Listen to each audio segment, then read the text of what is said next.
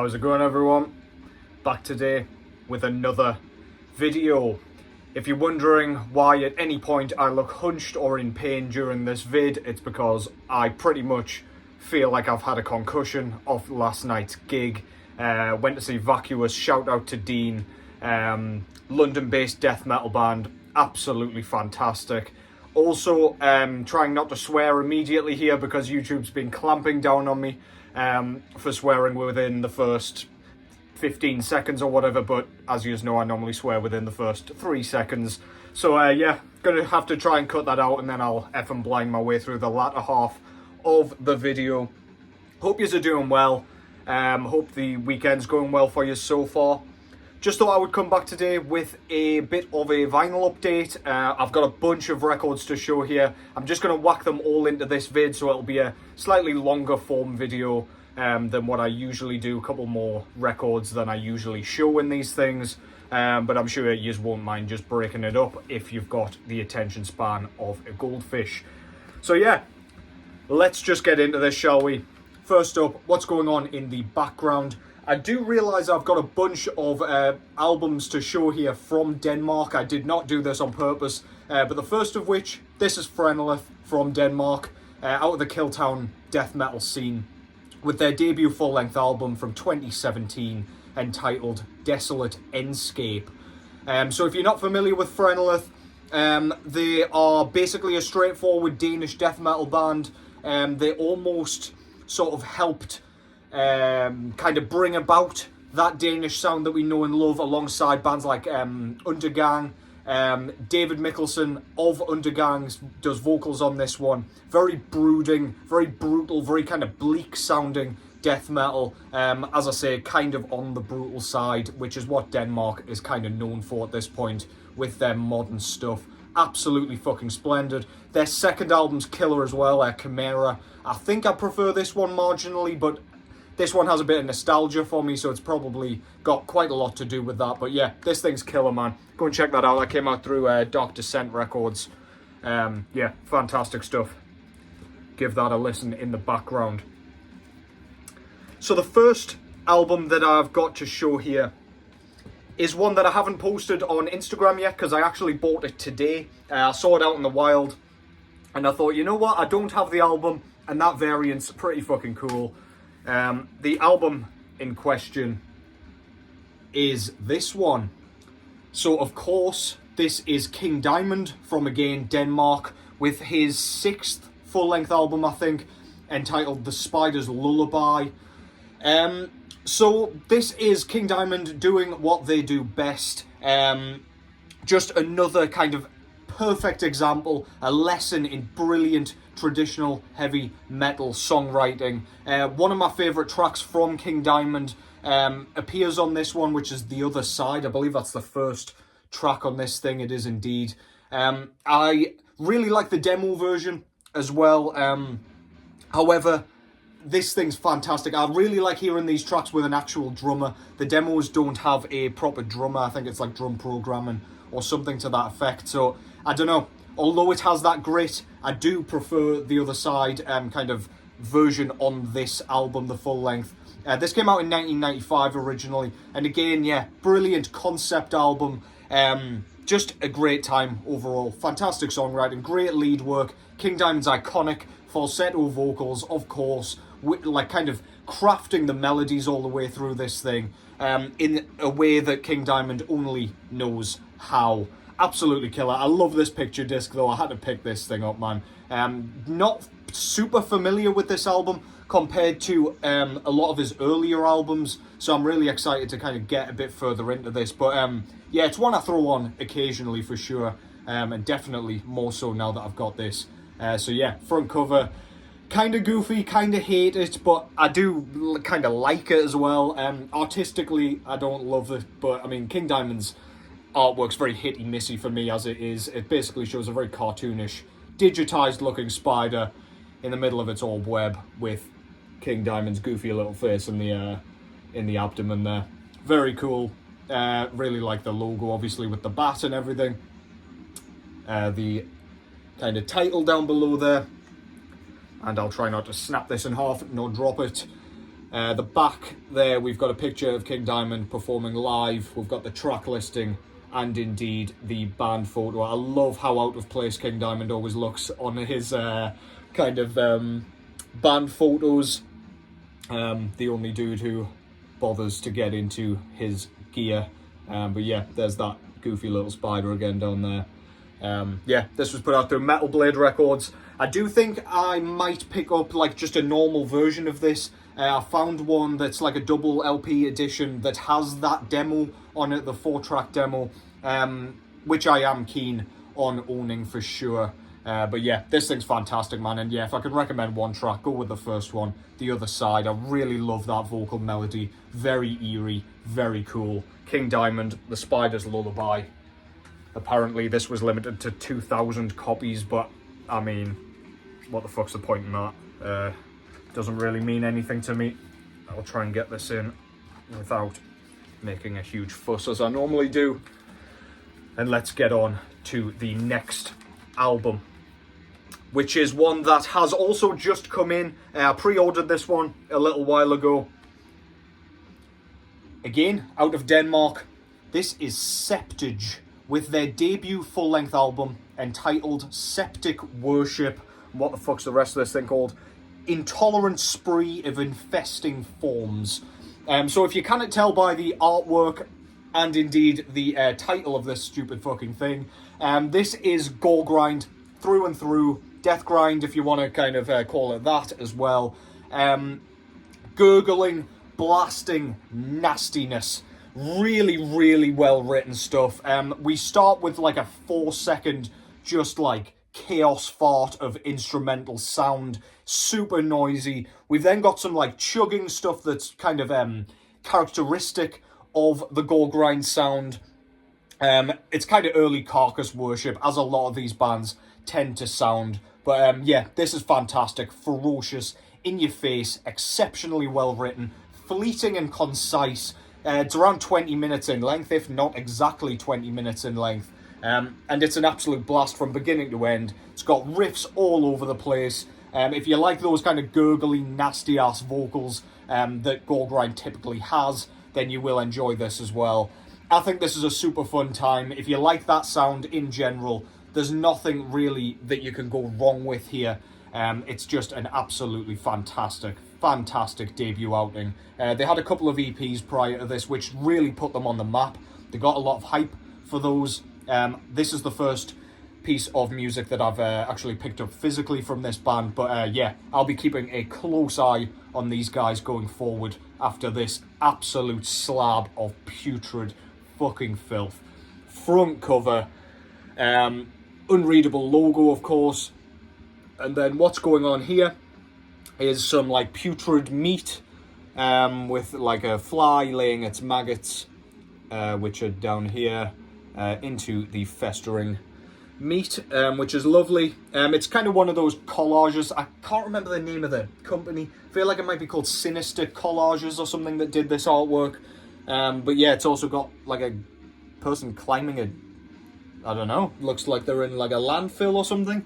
Not exactly sure what any of that has to do with anything. We've got like pollution and shit. Just anything that looks gross, basically. You've got that on here somewhere. Absolutely killer. Really like the font they've used for the album title as well. We've got some like very misplaced teeth down here with some maggots on the gums. Don't you just love it, man? Absolutely fantastic. There's a new kind of thing to make you want to puke every time you look at this, because you're bound to miss something in amongst that mishmash of ghastliness. Back cover there shows the guys out the band. This is a 3-piece, I believe.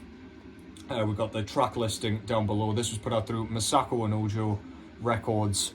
Yeah, really cool. Really like the kind of grainy, washed out photo there underneath Christ. We do get an insert with this one, which is really, really nice. It's like a fold out thing, so you get like a big kind of extra gross collage of nastiness again. Just lots of anatomical autopsy pictures. Yeah, I'll show you a bit closer there. We've got some very boss-eyed looking tits there. which I know YouTube loves, so I'll just zoom out once again. Yeah, basically just skinned limbs and grossness. Have a look in your own time, I guess. But we've got all the lyrics and all the credits and everything in there, with another kind of collage of landfill, I guess, with a band photo here. Really nice, really kind of unique. Insert that. And the disc itself comes on this kind of clear with sort of, I think they called it blood-stained vinyl or something. But that's really, really cool. I don't think I have another record in my collection that looks as cool as that. So yeah, unique disc as well. Masako Nojo killing it as always. And yeah, if you like your gore grind stuff, man, this is absolutely killer. You can't go wrong with it. Just goes all out. Absolutely ridiculous. Septage, Septic Worship, and yada yada yada, all the rest of it that I cannot remember. In brackets, Intolerant spree of infesting forms. God damn, your boy taking notes. Look at this professionalism. So moving away from Denmark, this time with another 2024 release. This came out, I think, a week ago or so.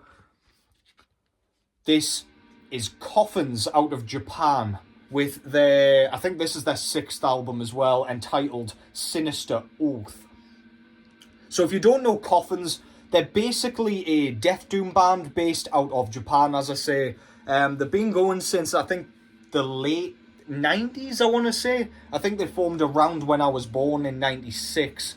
But it took them a little while to get on the map. I think their first full length came out in the mid 2000s. I could be completely off there, but yeah, Off the Dome. That is pretty much the gist of it. They play a kind of, I don't know, they sound like they've come out of the hardcore sort of scene, to me at least in the drumming as well. And I can very much hear like punk going on. I really, really like, it's got that punk attitude. It's hard to explain without like hearing it. It's quite sludgy as well, I find. So the doom is mixed with sludge. It just adds a really, really just dense atmosphere. This is a brilliant album. I'm kind of wary with bands like this when they've brought out so many albums and they rely so heavily on sluggish, detuned riffs. It's quite hard to maintain sort of, I don't know, freshness. It's hard to replicate, like, charm. But with this one, they have absolutely nailed it. If you like Death Doom, you will like this. Really like the drum sound on this one. The kind of trashy sounding open hi-hats just kind of ring through me. They go straight through your fucking core and sound absolutely massive on this thing. Really like low gruff growls, as we are used to. Yeah, really, really well written. We've got D-beat going on. We've got the mid-pace stuff. We've got very occasional sort of blasting elements. What was the track called? I think it was called Spontaneous Rot, which is the second track. They kind of slow down the riff even more, kind of towards the back end of the track, assuming I've got the correct track here. And it's one of those that makes you want to scrunch your face up because you can't believe just how filthy and punishing it really sounds. This is absolutely killer. I really love everything this band's done so far. I still need to pick up a few albums from their back catalogue, but yeah, if you like the sound of any of that, please go and give this a whirl. Coffins with Sinister Oath. Great logo. Absolutely fantastic. Kind of looks like it's been electrocuted or something. And what about that cover art? Try not to get the glare in it there.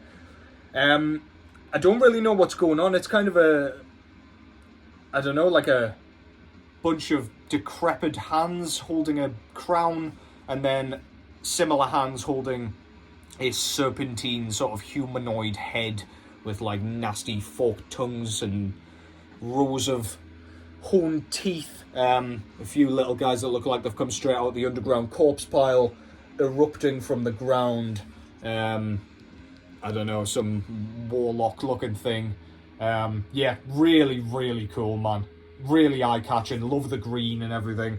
It's just a perfect cover. You know what you're getting in for, and that is nastiness from beginning to end.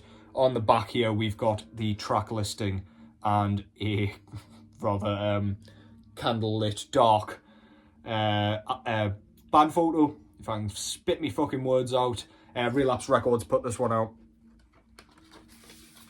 In here we get a really nice insert with some more artwork. Some demon skeleton looking dude with a chainsaw and an axe, going modern and archaic there, with the track listing and lyrics. More live band photos. This dude looks cool as fuck on every single photo I've seen him on. Bungo Uchino he's called. Yeah, killer stuff. Just some more kind of credits and things like that. And the disc itself, I got the one limited to 100.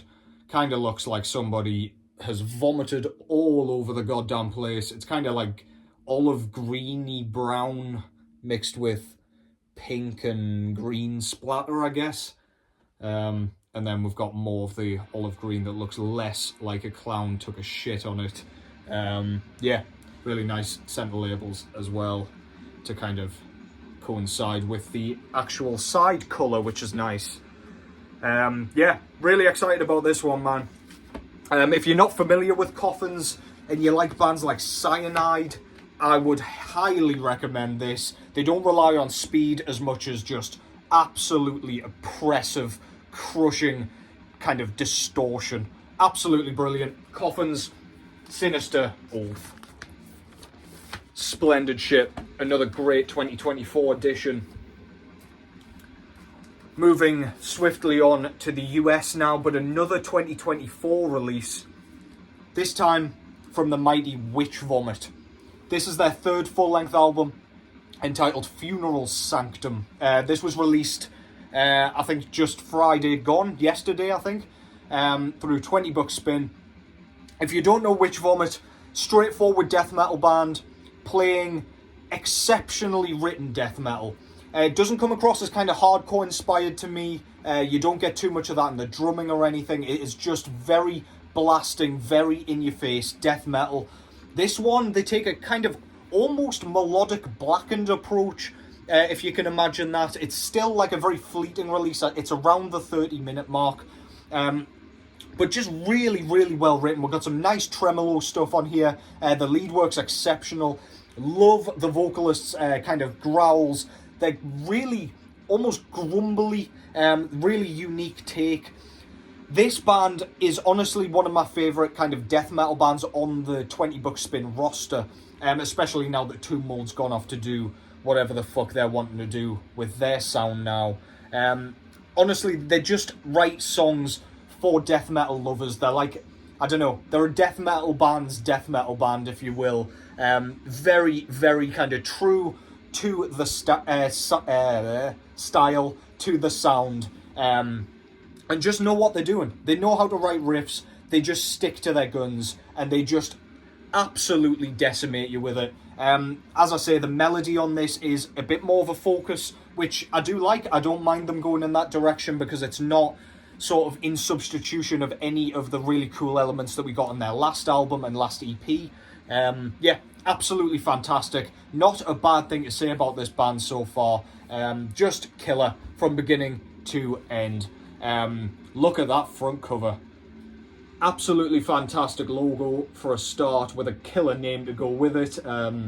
Covered in Witch Vomit, I'm assuming. And the album cover itself, it reminds me of something out of Lord of the Rings or something. They've almost gone for a, like, in the Nightside Eclipse sort of approach with this, with a big sort of Minas Morgul looking castle with a statue that doesn't really do that guy any justice. I wouldn't be very happy if I was him, but yeah, anyway. And we look like we're in some sort of massive cave with, like, stalactites. Is it stalactites or stalagmites? One of the two, just kind of erupting from the ground. We've got a big cosmic void thing here, with another wormhole or something. Looks like the moon, you know, when you fight Orphan of Kos in Bloodborne. That's the second Bloodborne reference of the video, coming back with a bang. But yeah, killer artwork, very, very eye-catching. Band photo there, 4-piece, and there's the track listing. As I say, fleeting and concise yet again. None of their albums go very much over the half an hour mark. I think their last album was actually under half an hour.